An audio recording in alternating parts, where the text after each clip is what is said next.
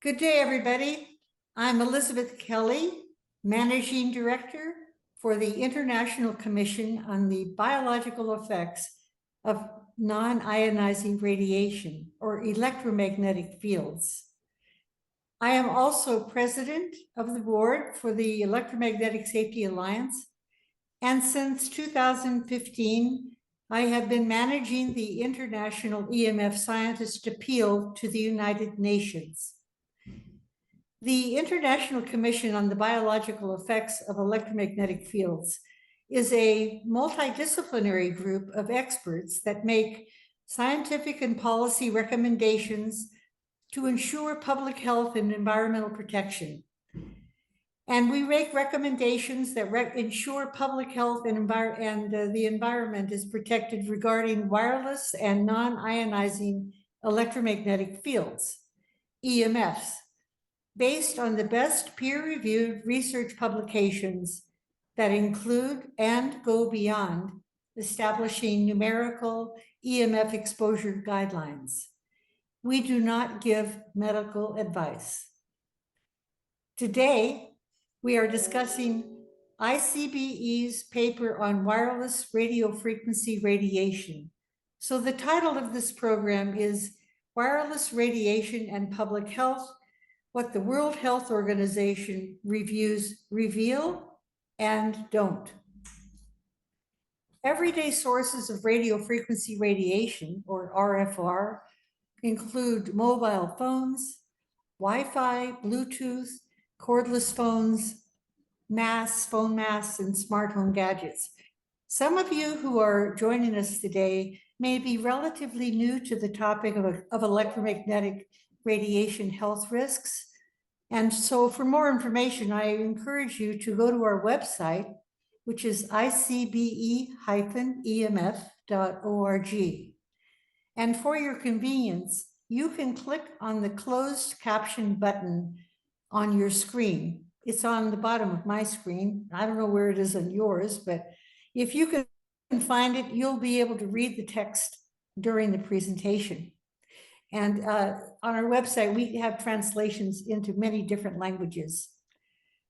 So here's how we're going to proceed this morning. We're going to spend an hour together. During the first half hour, you will hear from four of our experts here at ICBE-EMF, which include Dr. Ronald Melnick, Dr. Joel Moskowitz, Dr. Erica Mallory Blythe, and Professor John Frank. During the second half of our hour together, we will consider your questions, and we invite you to enter them into the chat box or Q&A box, whichever is available to you at any time. So let's begin. I would like to introduce you to Dr. Ron Melnick, who will give an overview of our new paper. He is past chair of ICBE-IMF and now senior advisor. He is a senior toxicologist who spent nearly 3 decades at the U.S. National Toxicology Program, where he designed its studies on cell phone radiofrequency radiation and cancer. He has served on advisory panels, including the World Health Organization's International Agency for Research on Cancer Working Group, which classified radiofrequency radiation as a possible human carcinogen. He also worked at the White House Office of Science and Technology Policy in the United States, and he is a fellow emeritus of the Collegium Ramazzini in Italy. Dr. Melnick? Thank you, Libby. Last Thursday, our paper, which was a critical review of the 12 WHO commissioned systematic reviews and meta-analyses on health effects of radiofrequency radiation, was published in the journal Environmental Health. Those reviews and analyses were planned and managed by the EMF Project, which is a subgroup in the WHO World Health Organization. Now, for some of you who do not know some of these terms, let me give you a brief introduction. A systematic review involves a comprehensive search of the scientific literature And this is followed by evaluations of the primary studies. These are the studies which provide the data.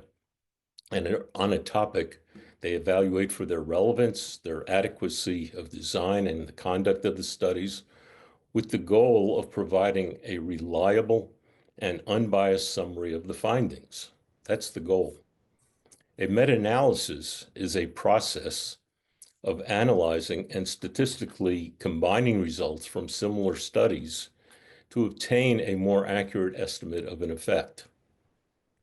The 12 WHO published reviews covered topics including the effects of radiofrequency radiation on cancer in animal studies and human studies, male and female reproductive effects in both humans and animals, electromagnetic hypersensitivity, and cognition.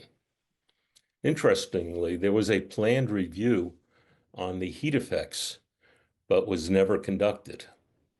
This was recognized by the WHO team as an important gap since exposure limits to radiofrequency radiation are based on heat-related adverse effects.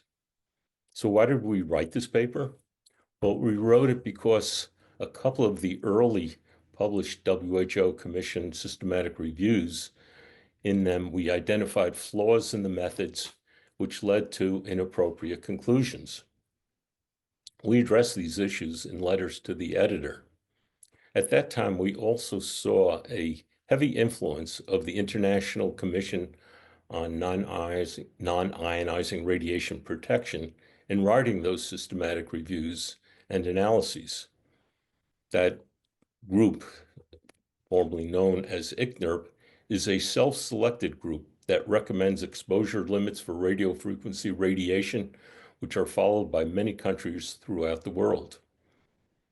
However, because ICNIRP has long denied adverse effects of radiofrequency radiation other than tissue heating, we were concerned that this denial could introduce bias in their evaluations of other health effects of radiofrequency radiation. Also, we were concerned that the WHO EMF project intended to use these reviews as the basis for an environmental health monograph that could serve as the WHO position on health effects of radiofrequency radiation for many years. And I say many years because the previous update on radiofrequency radiation was more than 30 years ago.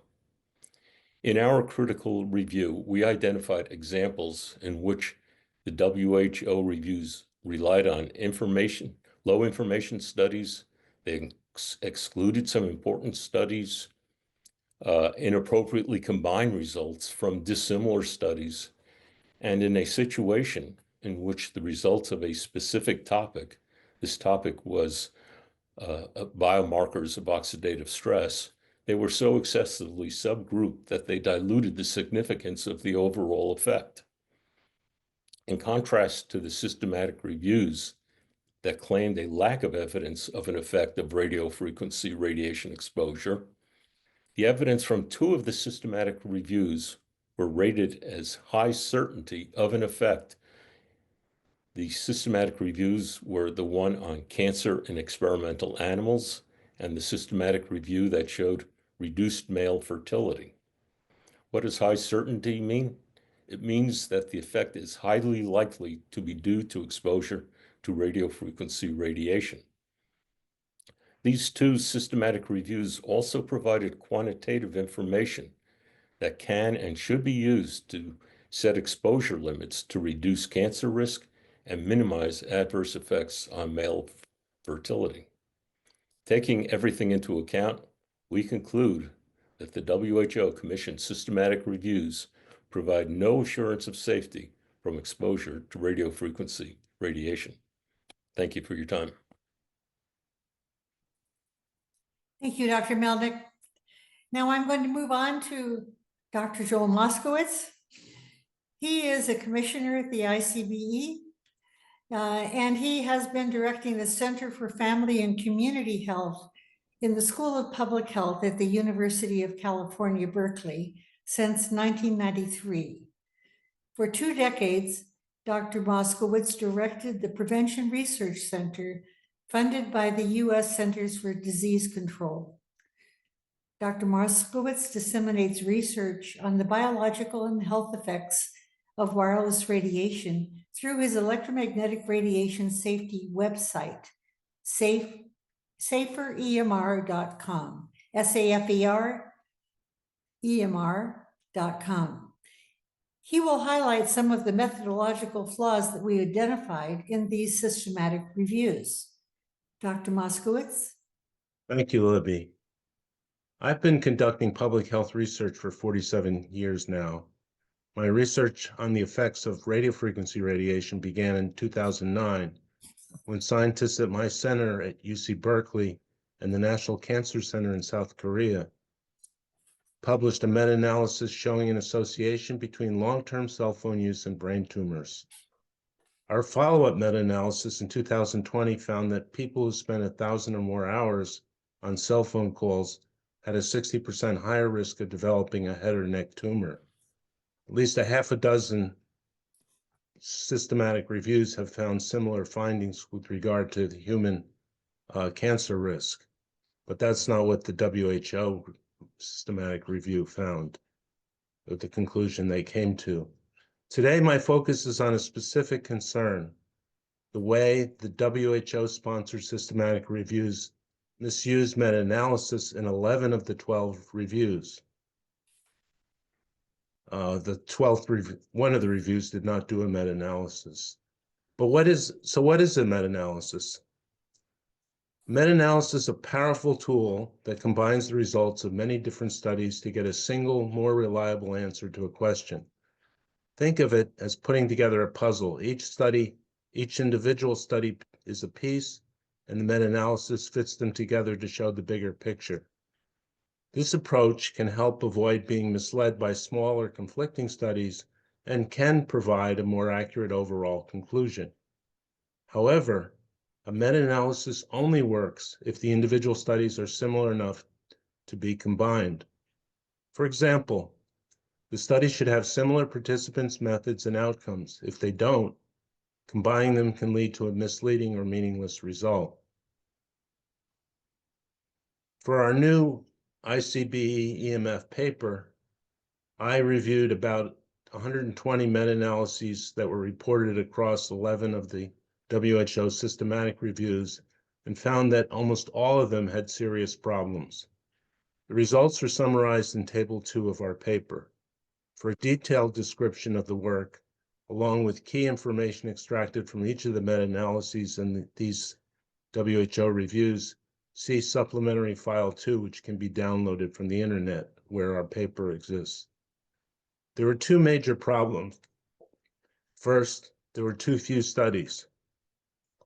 Many meta-analyses were based on a very small number of studies, and when there are few studies, the results of a meta-analysis are not reliable. And second, there was too much variation.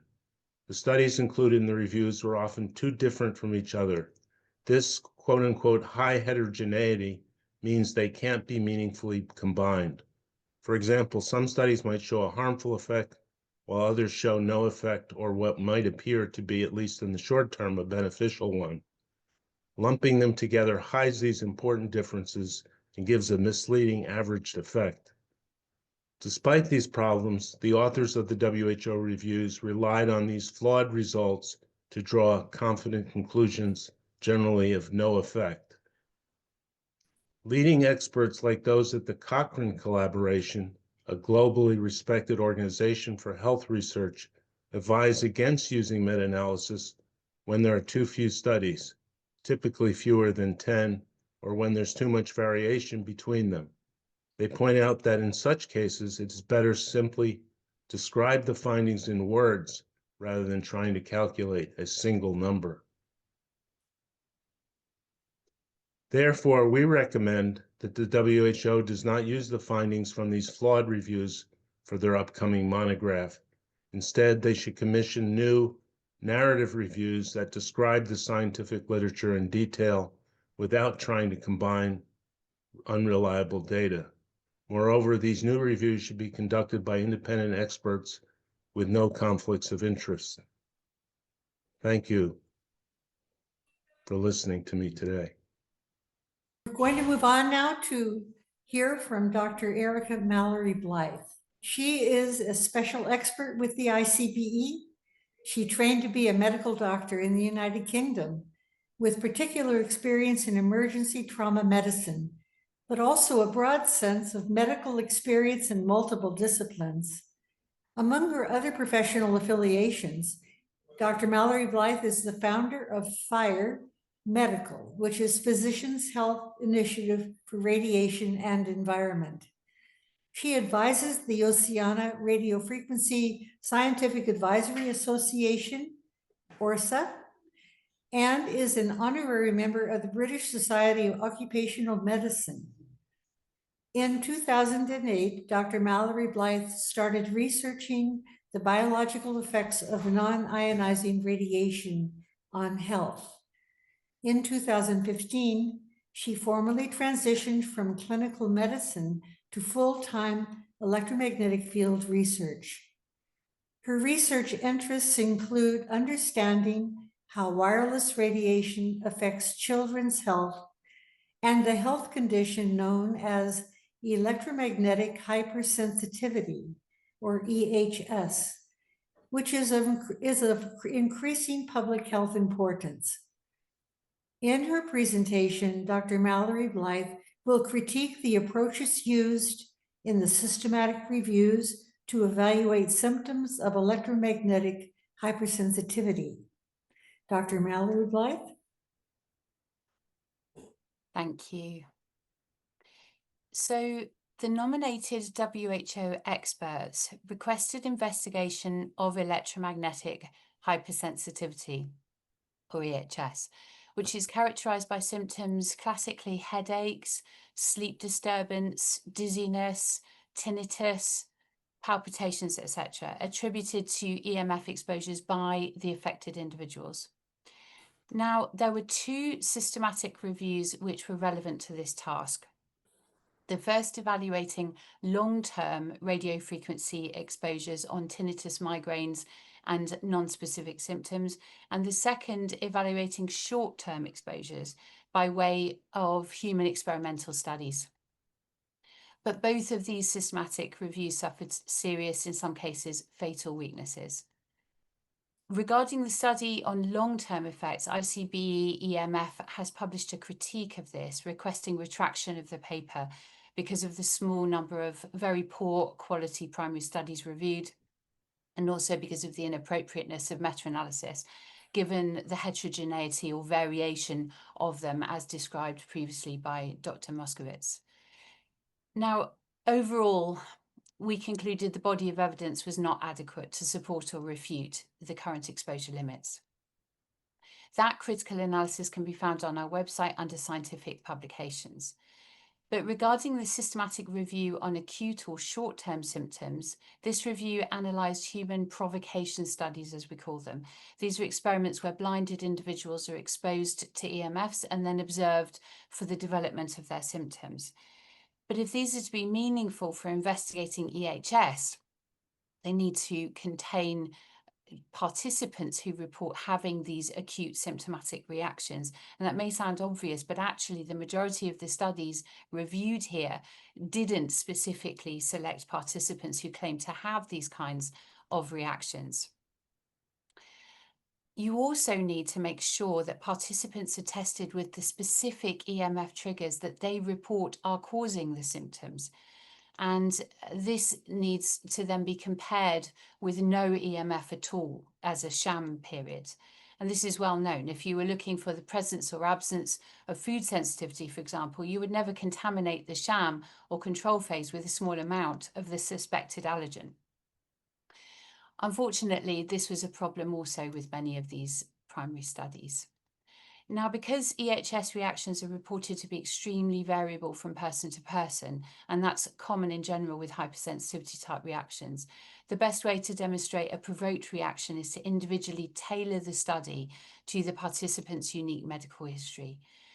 However, individually tailored study designs were actually excluded from this systematic review. and only group designs were critiqued. Now, there are serious limitations of group designs in this setting. For example, you can get obscuring of genuine responders because they're in a pool of non-responders.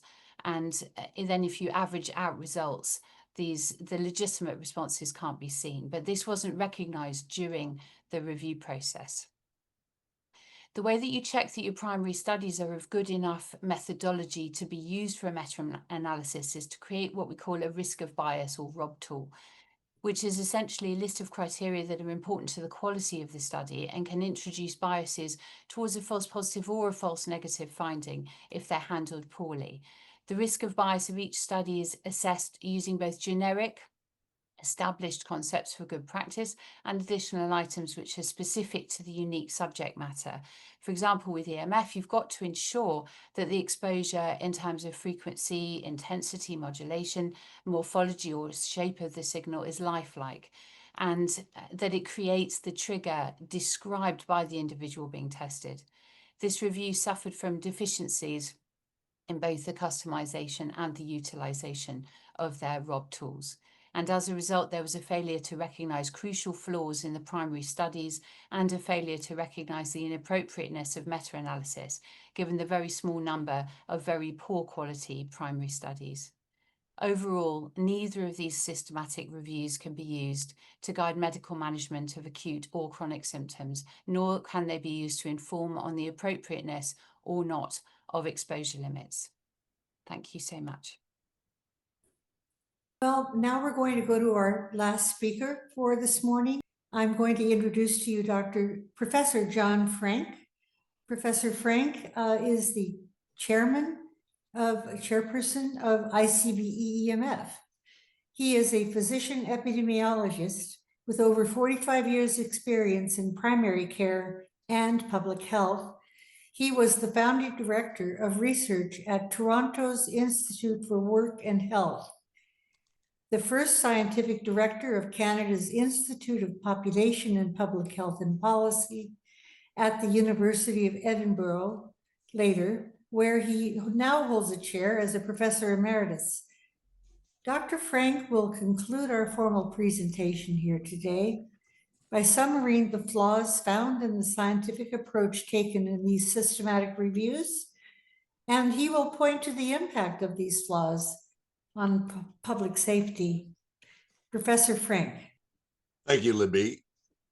As the current chair of the International Commission on the Biological Effects of Electromagnetic Fields, it falls to me to summarize the concerns you've heard elaborated by my colleagues about the recently published systematic reviews of health and environmental adverse effects of radiofrequency, electromagnetic field exposure, which was commissioned by the World Health Organization.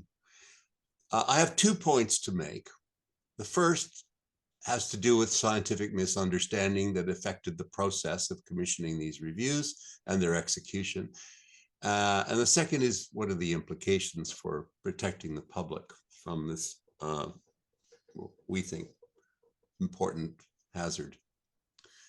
In retrospect, it appears to us that the offices of the WHO, which commissioned the dozen recently published systematic reviews, have been insufficiently familiar. They may have been insufficiently familiar with current systematic review methodology, particularly as applied to the causation of health effects by putative environmental hazards.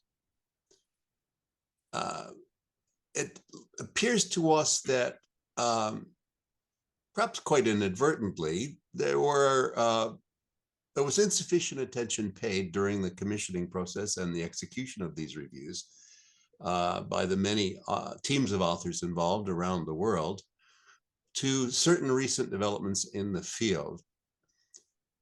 And that's important because the science of systematic reviews, which belongs inside the field of epidemiology, my own field, has changed a lot in recent years. And in particular, there are now very sophisticated and pretty complex guidelines for how to conduct a systematic review of evidence purporting to establish a relationship between an environmental hazard, an exposure, like electromagnetic fields from radio frequency telecommunications, for example, and abnormal health events or processes, diseases of various sorts.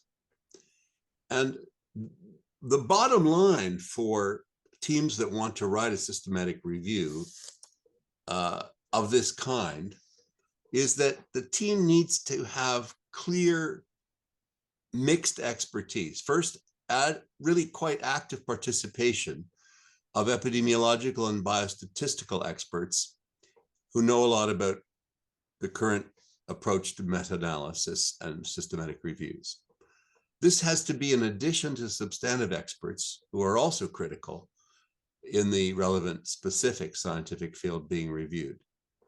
Our just published and very detailed review of the dozen WHO Commission systematic reviews suggests that either many of the writing teams did not have all of this expertise, or in some cases, perhaps the more methodologically experienced team members were overruled by other team members with more substantive knowledge, but who perhaps didn't understand the science of systematic review and meta-analysis. And this has, in our view, and is summarized in our paper, led to major scientific weaknesses in the reviews. Some of these perhaps should have been caught in the review process at the publishing journal for them, which is Environment International, but peer review is what it is. It's, as Churchill said about democracy, the best thing that we've ever invented compared to the alternatives. It's just not 100%. It never can be. The specific weaknesses in these reviews have been spoken to, so I'll just try to highlight a few of them. The first, as my colleague, Professor Moskowitz, explained, when you review any literature with small numbers of high quality studies, certainly less than 5, perhaps less than 10, depending on how varied they are in their design and analysis and findings. And that was true for the vast majority of the studies reviewed across at least 11 of the 12 WHO commissioned meta-analyses. It's not possible to robustly meta-analyze because with such small numbers of primary studies, particular statistics relied upon to tell the analyst whether or not the results across these primary studies are really homogeneous, meaning consistent, or heterogeneous, meaning not consistent and therefore, like apples and oranges, should not be summed up together. And in this situation, current guidelines for systematic reviews and meta-analysis emphasize that the investigators performing the review should avoid calculating summary estimates, mathematically summarized estimates of the relationship across the studies, the primary studies, because they aren't fundamentally studying the same thing in the same way. And this advice is usually its companion piece of advice is don't try and put it into math, just describe it in words. So-called narrative review, which again, Professor Moskowitz outlined. Now, and in fact, only one of the WHO Commission systematic reviews, that by Mavison et al. Published this year earlier, about animal studies, laboratory animal studies of cancers, followed that advice closely, which we credit the authors for. The other 11 systematic reviews commissioned by the WHO overanalyzed small numbers of studies, often of suboptimal scientific quality, and then inappropriately calculated an unreliable overall mathematical summary of the strength of the association across the exposure outcome pairs that they were looking at. And that, we think, gave the authors of those 11 reviews out of the 12 a false sense of certainty, thinking that their systematic reviews were robustly scientific when, in fact, we think they are not. We note, and this is a common problem in epidemiology, so it's not new, that the authors were led to conclude by their own methods that there was credible evidence of no effect, when the proper conclusion from the evidence they reviewed should have been that there was a lack of credible evidence of an effect, meaning lack of evidence, not lack of effect. A big difference. In other words, the evidence base currently available on the safety of radiofrequency electromagnetic field exposure is insufficiently large and high in quality to conclude whether or not there is an effect. In short, we regard all but one of those systematic reviews as inconclusive. More research of higher quality is needed. Now to my second point, and I'll try to be brief. What are the implications of all this? The fundamental scientific errors in 11 of the 12 commissioned reviews by WHO have understandably led some lay observers and some scientists to conclude that there's, quote, nothing to worry about, unquote, meaning that radiofrequency electromagnetic field exposures are not a problem for public health.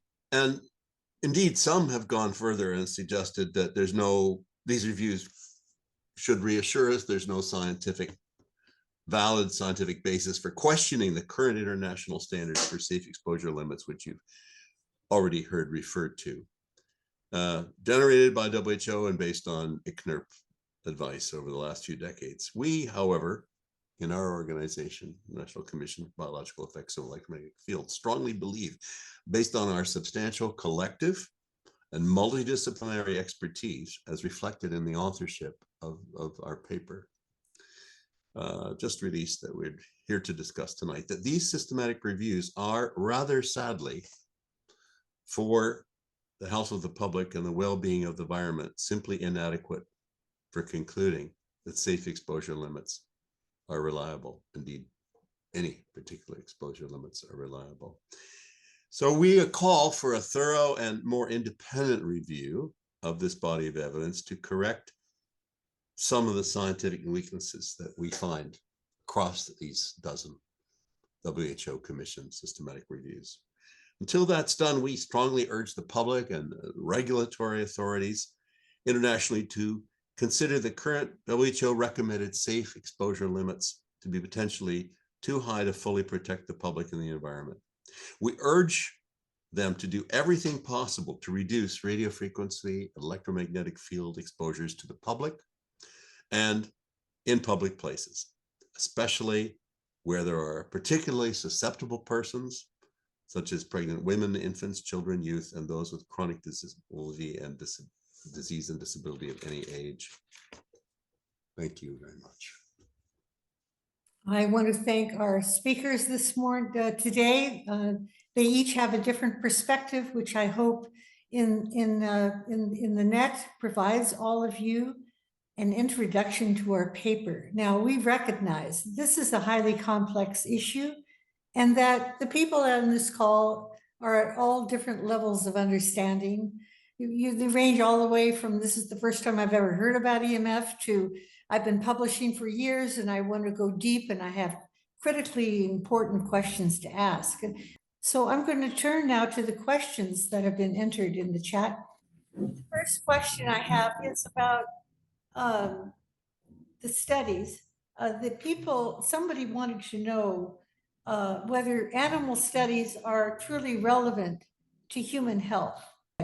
This is Ron Melnick. As Libby mentioned, I worked at the National Toxicology Program for nearly 30 years.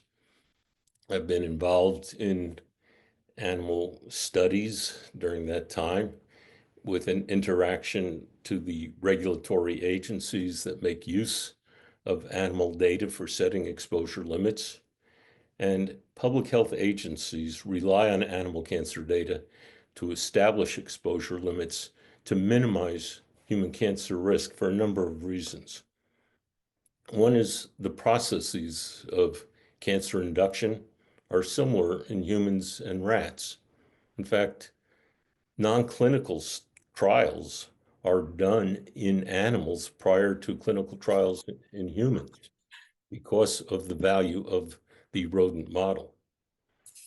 IARC has written showing that every known human carcinogen is carcinogenic in experimental animals when adequately tested. An advantage of an animal study compared to a human study is that the controlled exposures can eliminate potential confounders. This would be other agents to which a person is exposed that may be contributing to the disease. And also importantly, well-conducted animal studies can eliminate the need to wait for the availability of sufficient human cancer data before implementing public health protective strategies. So there are biological reasons and public health reasons for relying on animal studies for setting exposure limits. And this has been done throughout 40, 50 years where animal studies have been used to set exposure limits when there's inadequate information from human studies. Yes, and I just want to mention that we have some hands up, and we're not going to take questions during this half-hour discussion period.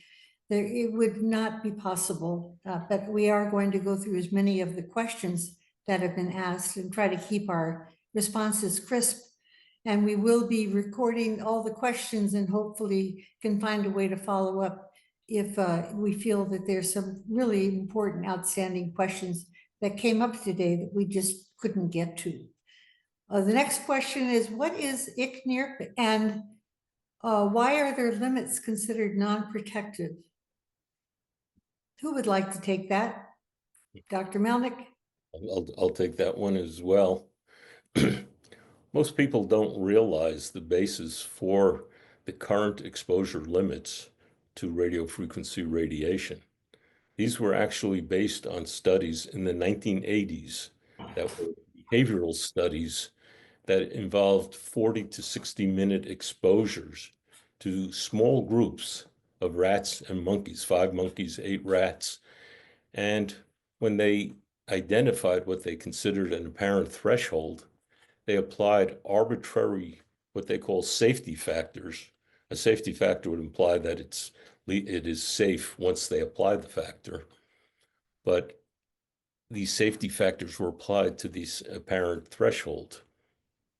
But their threshold itself was, and the safety limit are based on 2 major assumptions. One is any biological effect is due to excessive tissue heating, and no effects would occur below that putative threshold dose. However, there's hundreds of papers showing effects below the putative threshold dose and numerous effects showing below the safety limit itself. So the limit lacks scientific basis. It would never be accepted in today's world of the studies that were used to set the exposure limits. They're just inadequate. They don't cover chronic exposure. These are 40, 60-minute exposures. They're just lacking in characterization of the effects of radiofrequency radiation and the effects of long-term exposure.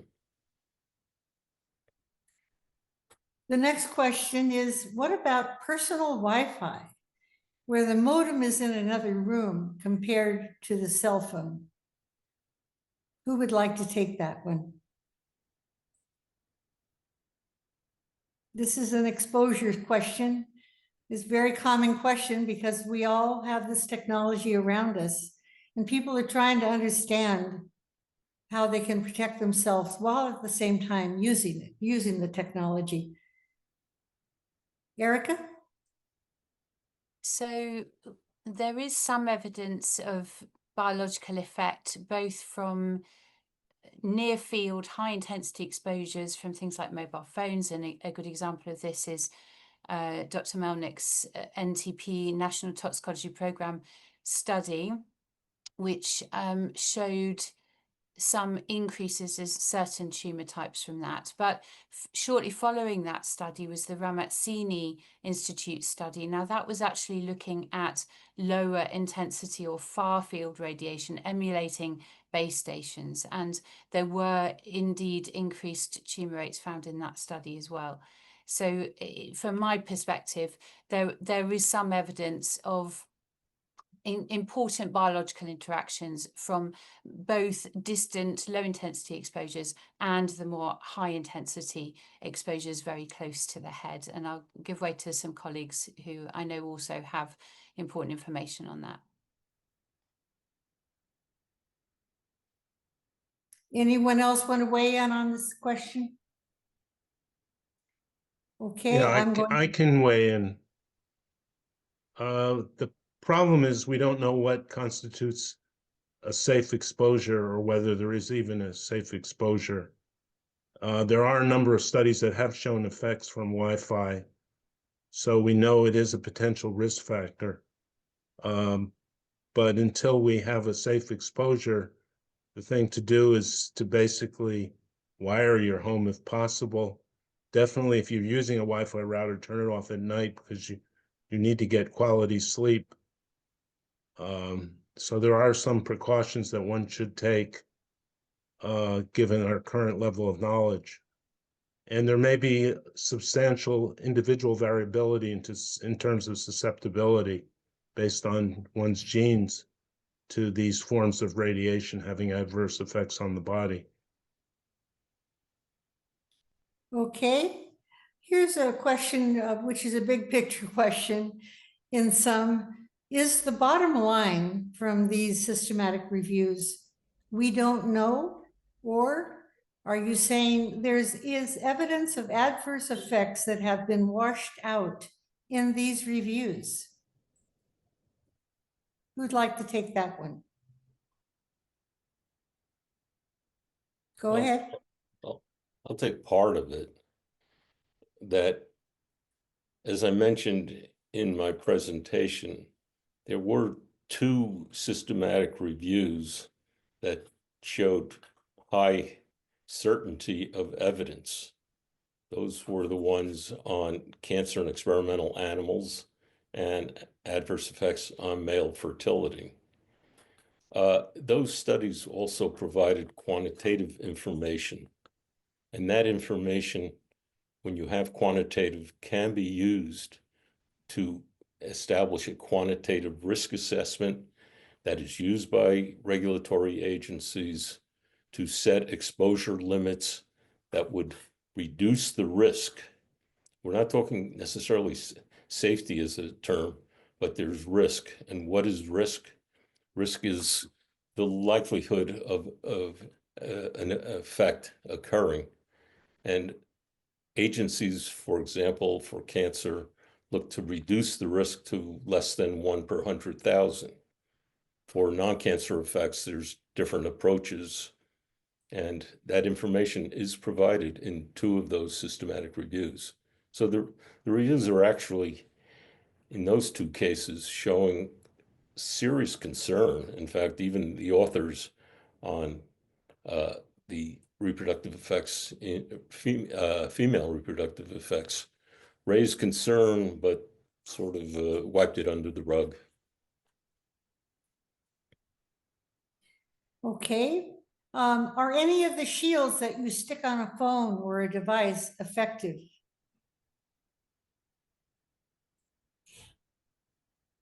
Someone like to take that?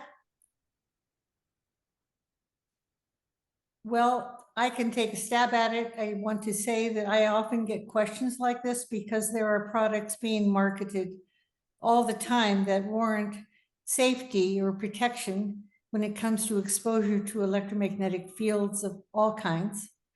And my bottom line is that unless I know there is a good study showing that this is an efficacious product that I advise not to assume that it protects you. In fact, it cause you to be a little more experimental about your exposure conditions, which could be harmful, and this shield, so to speak, may not be protective at all. So I always advise precaution when it comes to products that warrant biological protection, where you cannot verify that there is a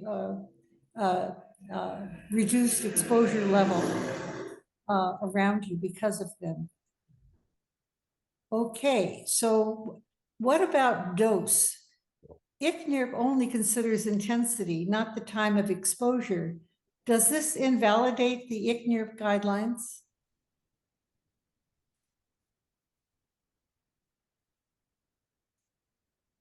Hello? I don't hear anybody, so. Just briefly, as I mentioned, the ICNIRP guidelines are based on short-term exposure. We're dealing with diseases that are not just 40 to 60-minute exposures. Reproductive health, cancer risk, plus there are a number of factors that go into understanding risk besides dose. It's, for example, with cancer, there's a latency period. So that's not built into the ICNIRP exposure limits.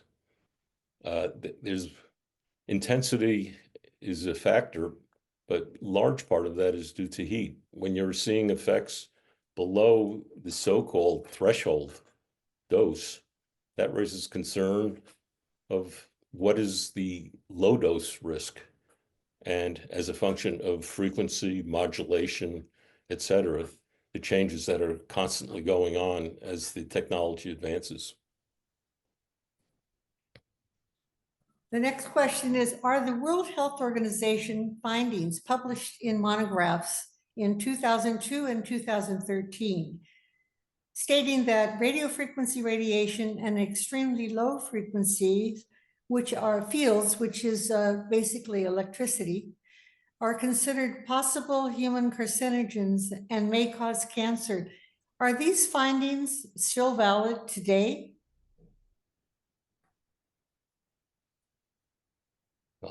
I can speak to the 2013 because I was one of the members of the IARC working group that evaluated radiofrequency radiation. It was actually done in 2011.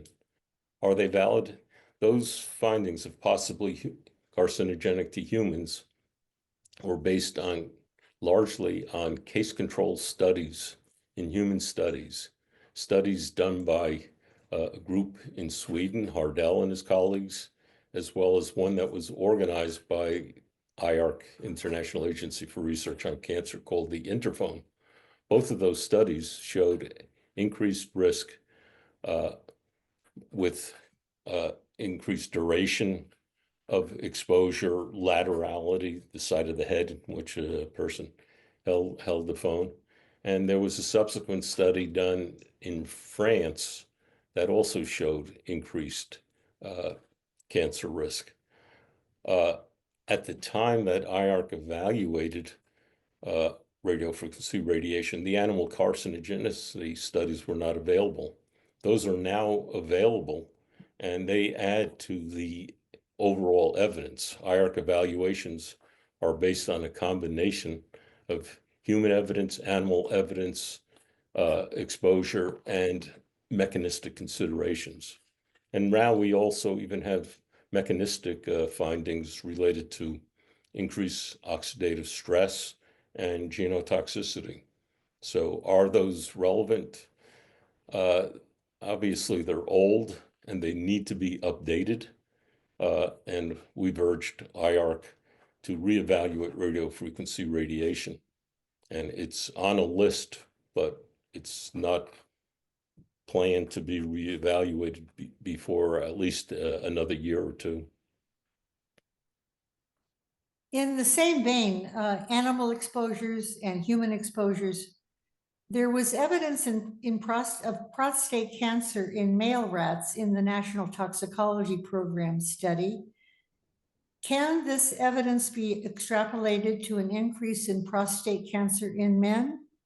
Are there other soft tissue cancers that can be correlated from the National Toxicology Program results that could be applied to humans, such as colon cancer or ovarian cancer?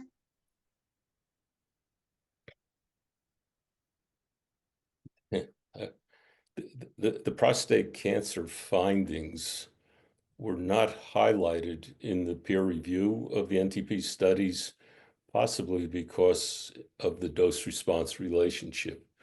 But prostate cancer in the animal studies is very rare, and it does raise a concern, but that hasn't been followed up by any agencies that have been evaluating the effects of radiofrequency radiation on other tissues.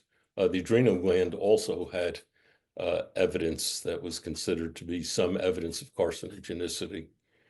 But most human studies haven't addressed areas other than the head. And so we're lacking information on some of these other types of cancers. Thyroid, though, there seems to be evidence possibly associated with thyroid cancer within a certain genetic factor that some people might have, but that's early on in terms of coming to a definite conclusion.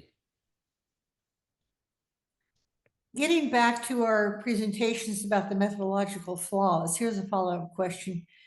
Is using a narrative review approach an alternative to a methodological analysis, or also to doing a systematic review? They don't know the context of doing a narrative review. John? Yeah, I think the terminology is confusing for people. So when you start to summarize a literature based upon many studies, your methodology, a preferred methodology is called systematic review. So that's the overarching umbrella term for reviews that try to summarize evidence across multiple studies, primary studies. If the evidence meets certain criteria, you may proceed, and those are well described by current guidelines for systematic reviews. You may proceed with a meta-analysis which uses mathematical methods to summarize the effects across studies. And those criteria for proceeding with a meta-analysis are pretty strict. And we've already just today in this session explained that several of the criteria were not met in at least 11 of the 12 studies, that there was inappropriate combining of apples and oranges types of studies and calculation of average effects across the studies that was not in line with current guidelines. So if you cannot combine the results mathematically across the studies because the conditions aren't right, the quality and the heterogeneity of the studies, the differentness across them is too great, then you're left with the option of a narrative, or rather qualitative, if you wish, review, which describes in words what you found. And that was done in at least one of the reviews by Mavison et al. Quite wisely. So I hope that's helpful. We have information on our website that gives more information on this. And indeed, there's more in the paper that we're discussing tonight that we have published just last week. Joel, do you want to add something? Yes, I'd like to add something related to a general issue of part of the problem we face as researchers in this field is that there hasn't been much funding. The US basically cut off virtually all the funding from the federal government in the 90s when the telecom industry decided to go with wireless. Before that, it wasn't even well funded. The European research community has a bit more funding, especially in specific countries, but still there's not an adequate systematic funding or training of research in this field. And this has been an ongoing problem that much of the research has been done on a shoestring, and with the exception of a few studies like the NTP study and the Ramazzini Institute study, haven't really been of large enough or high enough quality to generate strong conclusions. And there needs to be a push toward not only more funding, but systematic funding that will be directed toward developing safer exposure limits. Yes, well, that leads me to what may be our final question, if we have time, but I do want to get this one in because it follows on what Dr. Moskowitz just said, was given the limitations we have in getting answers to the science and being able to fund good science that progresses in a logical way, a whole scientific program that goes on for a long time. What shall governments do all over the world? The technology is expanding rapidly, and governments are raising their exposure limits, even if at one time they wanted to take a precautionary stand. They are giving to the industry what they're asking for, which is more bandwidth, and of course this means more radiation. So given we're in this situation right now, what should governments do?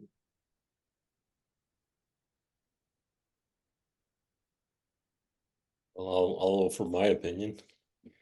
I think governments should acknowledge that there is a risk. It hasn't been fully quantified, but they should acknowledge that a risk does exist. And in the absence of information, you can't make decisions. So with the rollout of 5G, decisions are being made with insufficient information in terms of whether there are health issues related to it. But in the meantime, there should be warnings to people to be careful. Wireless devices are not toys. There is concern for a developing child. Their tissues are developing, pregnant women, the fetus is developing. This is a very vulnerable stage for a adverse effect from a environmental agent. Yet I believe the government should be giving warnings, not take warnings if you are concerned.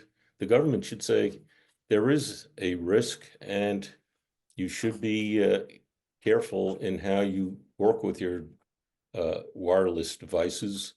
And I think, as we will show, the limits right now are inadequate, and we don't know what the future will be with the additional development in wireless technology.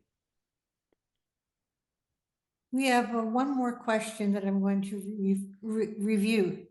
Someone commented that in the systematic review that was authored by Dr. Karpidis and his colleagues, it gave the research studies by Leonard Hardell. Dr. Hardell is a medical oncologist in Sweden and did a number of case control studies on showing brain cancer.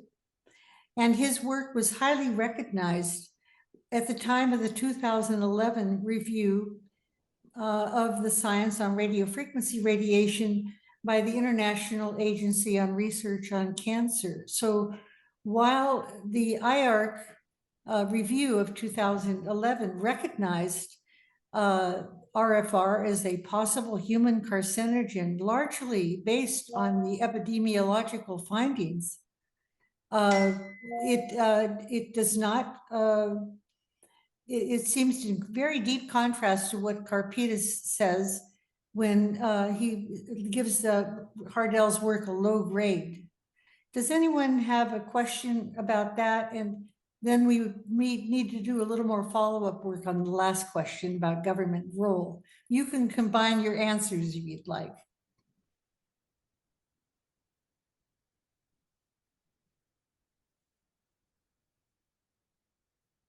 jump in. We got 1 minute, if we stick to the timeline. Right. The Hardell studies similar findings were actually found in Interphone, which was a multinational study. And also there was a French study that found similar findings as Hardell. So Hardell studies do not stand alone in this issue. I'd like to also point out that industry has a role to play in this. They don't have to wait for government to take precaution and lower exposure limits. And in fact, ICBE-EMF has a paper. The lead author is Dr. Paul Haru, Professor Haru, and a team of researchers at ICBE have outlined ways that the cell phone could be made much safer now with existing technology. And that paper can be found on the ICBE-EMF website. So everyone should take a look at that and put pressure on industry to take action. We don't have to wait for governments who obviously have a conflict of interest as well as industry. It's a final point I'd like to make. Yes, and I'd like to know whether any of the other panelists would like to make a 1 minute conclusion statement. Erica? I think probably we should allow the chairman to make the final conclusion statement, but in response to the previous question about governments, it's a consent issue at its heart at this point in time, the way I see it, and very important that people should be able to give informed consent or not to exposures. So I'd like to see moves to make low EMF spaces in residential areas, in workspaces, in schools, to accommodate those who are acutely unwell and also those who simply do not give consent to exposure. I think that's a reasonable interim measure while there is an indisputable level of risk. Thank you.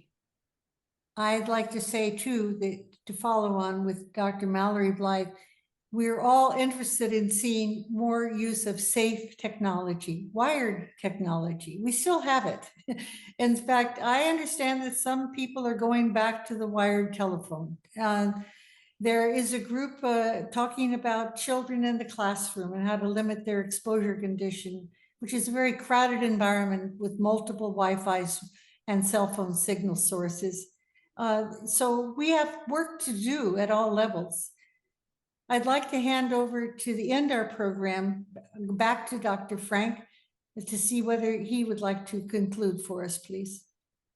I'll be brief.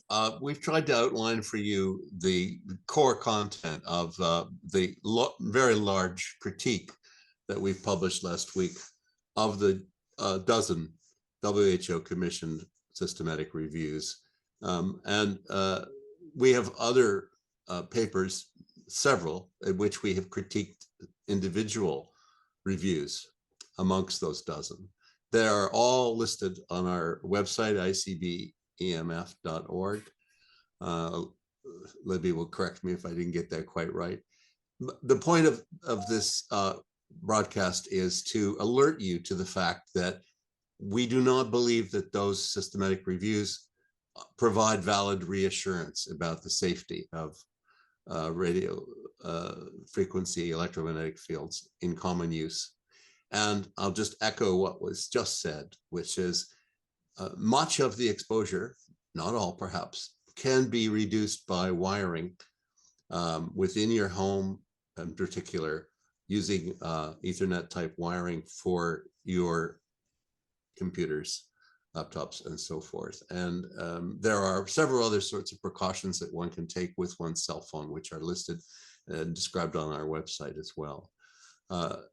But there is also a broader problem, and we'll all have to take responsibility for this, which is that the regulatory apparatus appears to have been captured by special interests in many, many countries. And that means that it's pretty hard to get a new transmission tower stopped near to your children's nursery or an obs-gynae clinic with pregnant women entering it every day. And that is because the apparatus, again, the regulatory apparatus, the planning process, for example, in many countries does not allow local citizens to object on the basis of health or environmental effects, reserving those considerations to central government on the grounds of expertise. We think that is inappropriate, and that we think that if you are concerned about your local environment, you probably do need to take some kind of action and see whether or not community coalition of concerned citizens may be able to make a difference, which has happened in many, many cities around the world where they've stopped new towers from being built. Thank you. And with that, we're going to conclude our program. If you'd like to know more about who we are and what we're doing and follow us, we encourage you to go to our website and also sign up. We'll include you in our email lists and sign up with us on LinkedIn. Our website is ICBE-EMF.org. So enjoy your evening or your morning, wherever you are in the world. It's been a pleasure to speak with you today. I wish we could have answered all your questions, but there were so many. We hope to get together with you again soon. Thank you very much. Bye for now.